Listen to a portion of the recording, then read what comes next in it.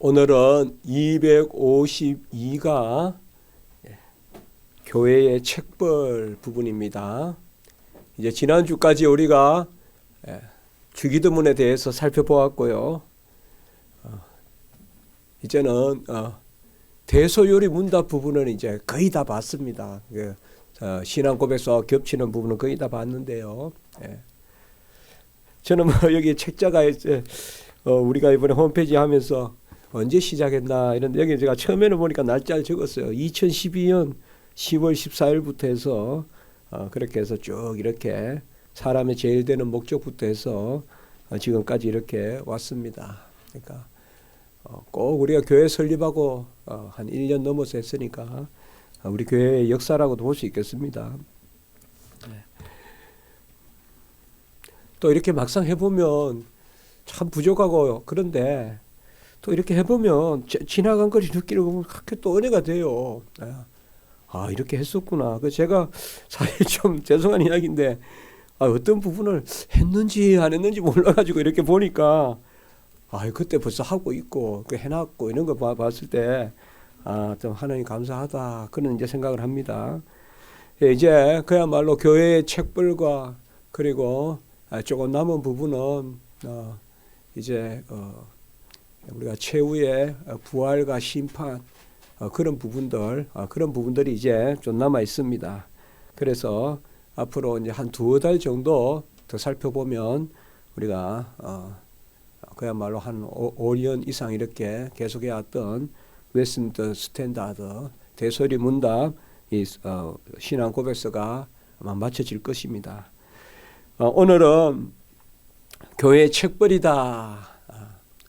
오늘 제가 주일 또 우리 어린이 설교도 어린이 주일에 이렇게 그런 설교를 제가 어린이께 가장 축복하고 이런 설교를 많이 했었는데 오늘은 조금 그런 부분의 말씀을 드렸는데요.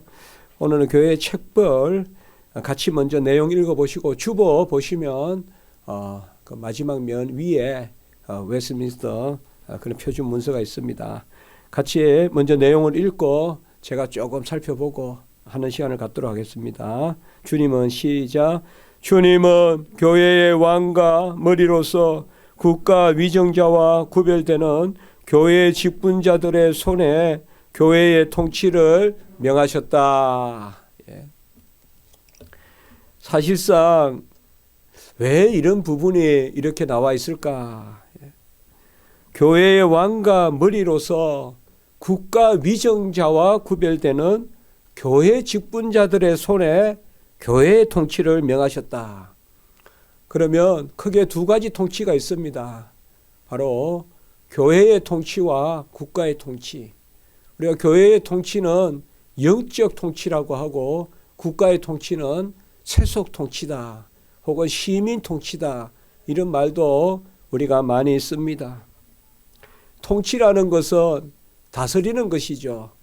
그 말의 어는 배를 몰고 항해하는 선장이 키를 잡고 움직이면 좌현 우현 왼쪽으로 오른쪽으로 배가 기울어서 가지 않습니까?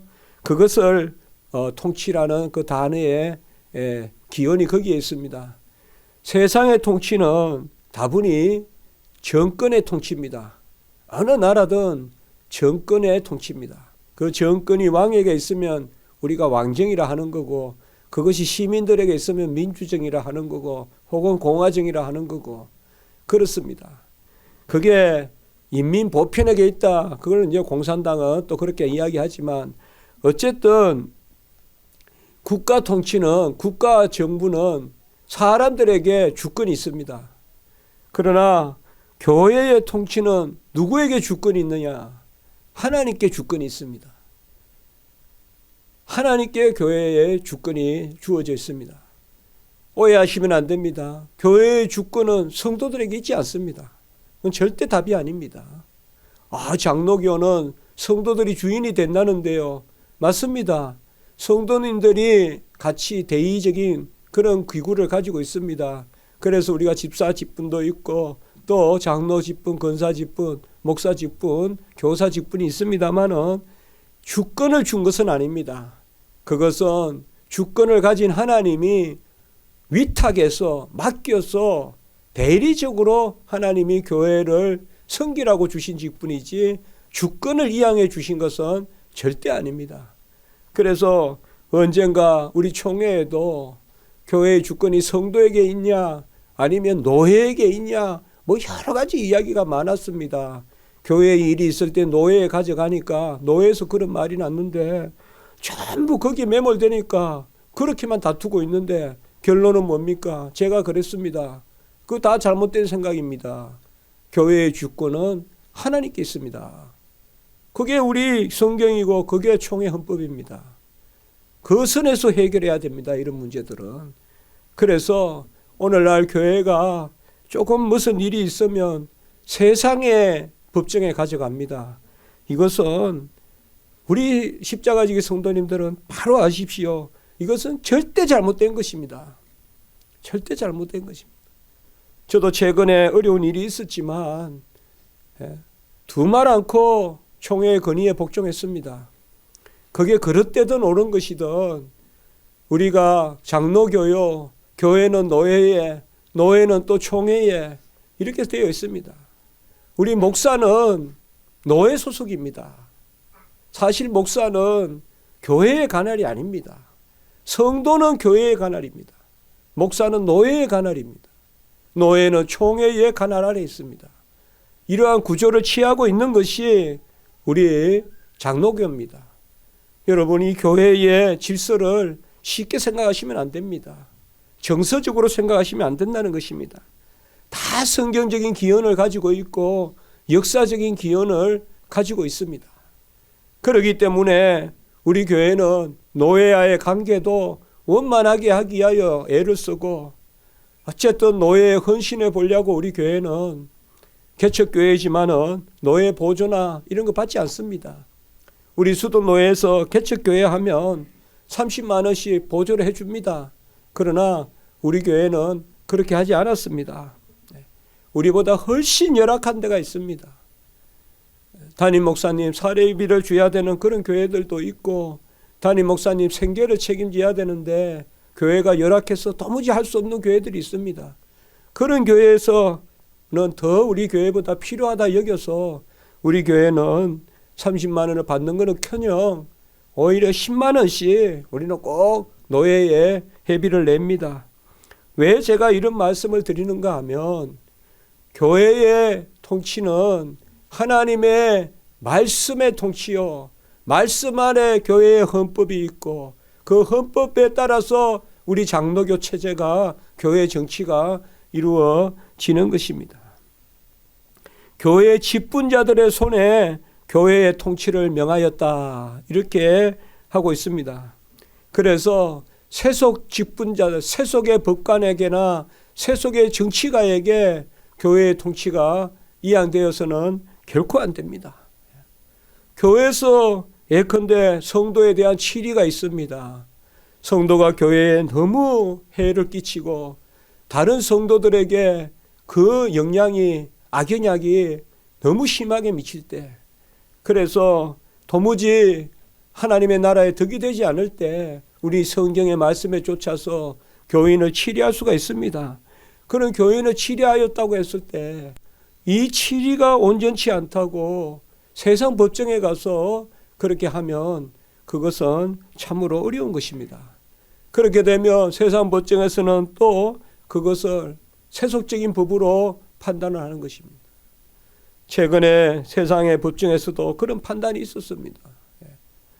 세상의 법정은 예배가 귀한 것이라거나 성찬이 귀한 것이라거나 이런 것에 대한 인식이 없거든요. 그죠? 그냥 평범한 하나의 회집이고 집회일 뿐이거든요. 그래서 그런 측면에서 우리가 구별되어야 된다는 것을 분명히 말씀을 드리는 것입니다.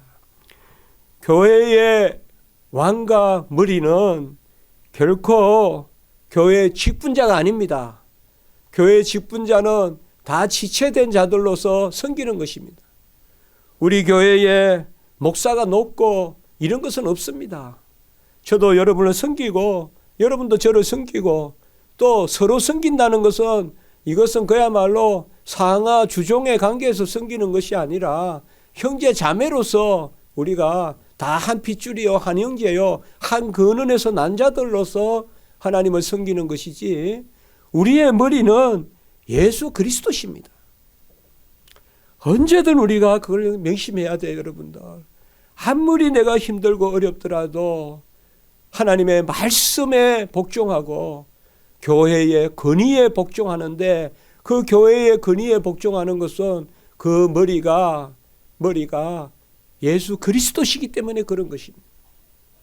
우리 자녀들도 오늘 제가 말씀을 드렸듯이 잘 그렇게 양육해야 돼요. 교회가 가장 엄격한 곳이고, 엄격하다는 것은 사랑이 없다는 것이 아니에요. 질서가 있어야 열매가 맺히고, 질서가 있어야 누리게 되잖아요. 그렇지 않습니까? 질서가 있어야, 우리 아이들이 질서가 있어야 누릴 수가 있어요. 그래서 교회도 바로 가장 엄한 훈육이 교회에 있어야 되고, 그 다음이 학교가 아니라 가정에 있어야 돼요. 가정교육이 학교 교육보다 엄해야 된다는 사실이에요. 그리고 학교는 그 가정교육과 교회 교육에 그러한 몸에 배인 그러한 인성을 가지고 어떻게 보면 직업훈련을 받는 그런 장소가 학교라고 볼 수 있는 거예요. 학교는 기능인을 만드는 거지 인격자를 만들어내는 것이 아니에요. 오늘날 학교 교육이 어떻게 됐다라고 말할 거 없어요. 가정의 교육이 무너지니까 학교 교육이 어떻게 해볼 수가 없는 거예요. 가정 교육이 온전하다면 학교 교육 아니요. 가정에서 부모의 훈육을 받는 학생은 학교 가면 교사의 훈육을 받게 돼 있어요. 가정에서 부모의 훈육을 안 받는데 학교 가서 어떻게 선생님의 훈육을 받으려고 하겠어요? 선생님이 요구하며 협박한다고 고소하고, 선생님이 한번 볼기짝을 때렸다고 폭행했다고 고소하고, 이것이 지금 한국교회 현실 아닙니까? 한국 사회 현실 아닙니까? 그래서 오늘 여기 말씀에서 우리가 잘 기억할 것은, 교회에 세운 직분이나 교회에 세운 어떤 기구나 기관이나 이런 것에 대해서 우리가 엄격히 그렇게 바라볼 필요가 있고, 그런 자리에 바로 서야 우리가 유익을 누릴 수 있다는 것, 그 말씀인 것입니다. 그래서 세속의 통치에 가서 손을 내밀지 말고, 우리가 부족하더라도 교회의 통치에 그 권위에 복종하는, 그것이 바로 하나님의 뜻이라는 것입니다. 요한복음 18장 36절 빨리 한번 읽어보겠습니다. 시작. 예수께서 대답하시되 내 나라는 이 세상에 속한 것이 아니니라. 만일 내 나라가 이 세상에 속한 것이었다면 내 종들이 싸워 나로 유대인들에게 넘겨지지 않게 하였으리라. 이제 내 나라는 여기에 속한 것이 아니니라 라고 말씀했습니다. 하나님의 나라는 하나님의 것이요 가이사의 것이 아니라는 것입니다. 고린도전서 12장 28절의 말씀도 같이 읽습니다. 하나님이 교회 중에 몇을 세우셨으니 첫째는 사도요, 둘째는 선지자요, 셋째는 교사요, 그 다음은 능력을 행하는 자요, 그 다음엔 번고치는 은사와 서로 돕는 것과 다스리는 것과 각종 방언을 말하는 것이라. 다스리는 권세가 있습니다. 특별히 다스리는 권세는 교회에서 치리권이라고 합니다. 다스릴 치자, 다스릴 리자입니다. 치리권. 이 치리권을 목사와 장로에게 주었고, 장로가 없는 경우에는 목사에게 이 치리권이 부여되어 있습니다. 이것이 바로 교회의 질서인 것입니다. 그 목사는 자의적으로, 그 장로는 자의적으로 치리하면 안 됩니다. 말씀에 쫓아서 그렇게 해야 되는 것입니다. 디모데전서 5장 17절 같이 읽습니다. 시작. 잘 다스리는 장로들을 배나 존경할 자로 알 때 말씀과 가르침에 수고하는 이들에게는 더욱 그리할 것이니라. 제가 말씀대로 말씀드립니다. 장로들은 다스리는 권세가 있습니다.